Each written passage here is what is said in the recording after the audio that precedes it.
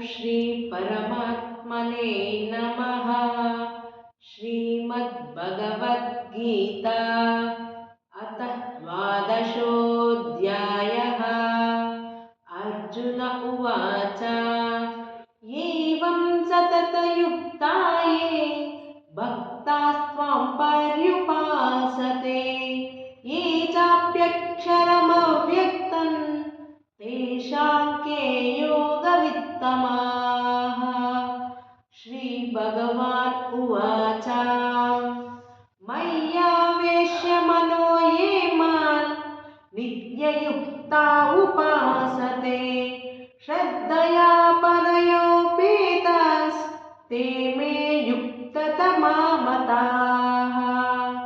ये त्वाक्षरमनिर्देशम् अव्यक्तं पर्युपासते सर्वत्र गमचिन्त्यं च कूटस्थमचलं ध्रुवम् सन्नियम्येन्द्रियग्रामं सर्वत्र समबुद्धयः ते प्राप्नुवन्ति मामेव सर्वभूतहिते रतः।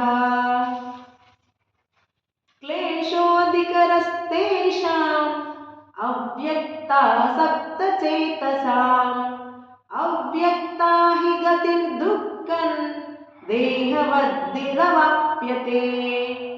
ये तु सर्वाणि कर्माणि मयि सन्न्यस्य मत्पराः अनन्येनैव योगेन मां ध्यायन्त उपासते तेषामहं समद्धर्ता मृत्युसंसारसागरात् भवामि न चिदा पार्थ मय्यावेशितचेतसाम् मय्येव मनादस्व मयि बुद्धिं निवेशय निवशिष्यसि मय्येव अत ऊर्ध्वं न संशयः।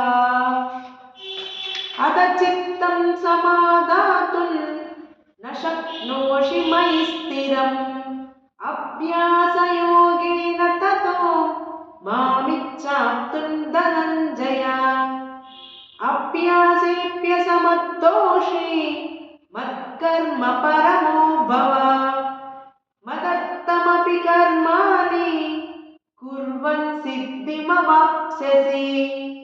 अदैतदप्यशक्तोषि कर्तुं मद्योगमाश्रितः सर्वकर्मफलत्यागं ततः कुरु यतात्मवान्। श्रेयो हि ज्ञानमभ्यासात् ज्ञानध्यानौ विशिष्यते ध्यानकर्मफलत्यागस्त्यागच्छान्तिरनन्तरम् अद्वेष्टा सर्वभूतानां मैत्रः करुण एव च निर्ममो निरङ्कारः समदुःखसुखक्षमी सन्तुष्टः सततं योगी यतात्मा दृढनिश्चयः मय्यर्पितमनो बुद्धिर्मद्गतः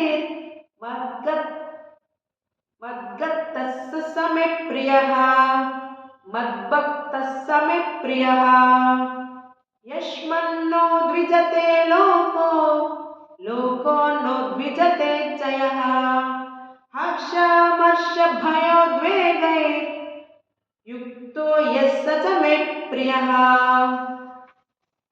अनपेक्षः शुचिर्दक्षः उदासीनो गतव्यदः सर्वारम्भपरित्यागी यो मद्भक्तः स मे प्रियः। यो न हृष्यति न द्वेष्टि न शोचति न काङ्क्षति शुभाशुभपरित्यागी भक्तिमान्यः स मे प्रियः। समः शत्रौ च मित्रे च तथा मानापमानयोः